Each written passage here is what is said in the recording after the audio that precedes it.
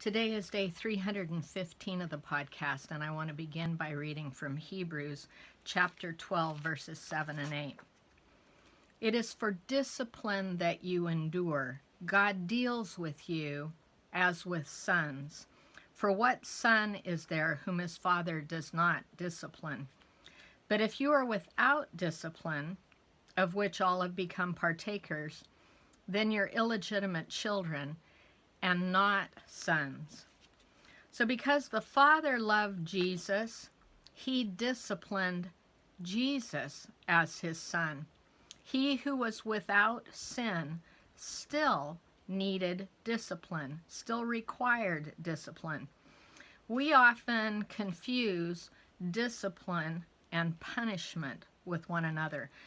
Punishment is what we receive from the hands of man for past failures, whereas discipline is what we receive from the Lord for future training, for Jesus to have committed all of his ways to what the Father's will was, and to decide, I will only say what I hear the Father saying and only do what I see him doing.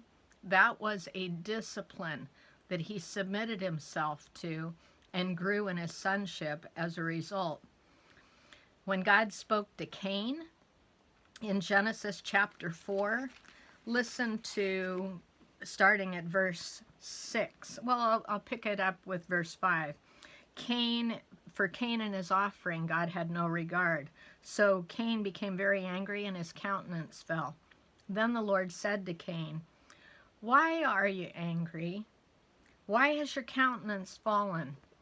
If you do well, will not your countenance be lifted up?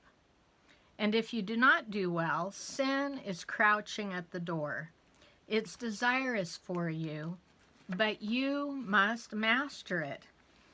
Here is God. He is attempting to bring correction to Cain, training him for future worship.